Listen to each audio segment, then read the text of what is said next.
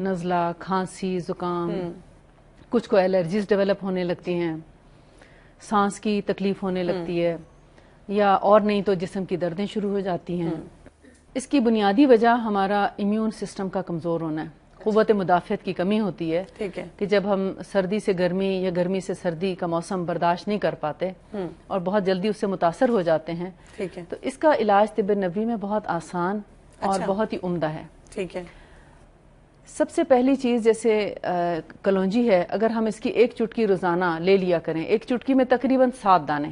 اچھا جی، چبا لیا کریں. کیونکہ میں نے سوچا کہ میری چٹکی ہے تو میں تو اکثر بہت بڑی چٹکی لینا پسند کرتی ہوں. جی، اسی لیے میں نے مینشن کیا جی کہ 7 دانے کے قریب اگر آپ کلونجی جو ہے وہ لے لیتے ہیں روزانہ تو آپ کا امیون سسٹم سٹرونگ کرنے میں بہت زیادہ ہیلپ فل ہے. اچھا، یہ کلونجی جو لینی ہوتی ہے یہ بس آپ نے ڈائریکٹلی کھا لینی؟ چبا لیں.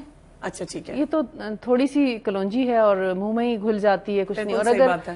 چھوٹے بچوں کو آپ عادی بنانا چاہ رہے ہیں لیکن وہ نہیں لینا چاہتے تو ان کو پھر آپ جیسے 2-3 دانے ہی دے دیں اور انہیں کہیں چباؤ تو پھر آپ کو ایک میٹھی سی چیز ملے گی تو تھوڑا سا شہد کھلا دیں.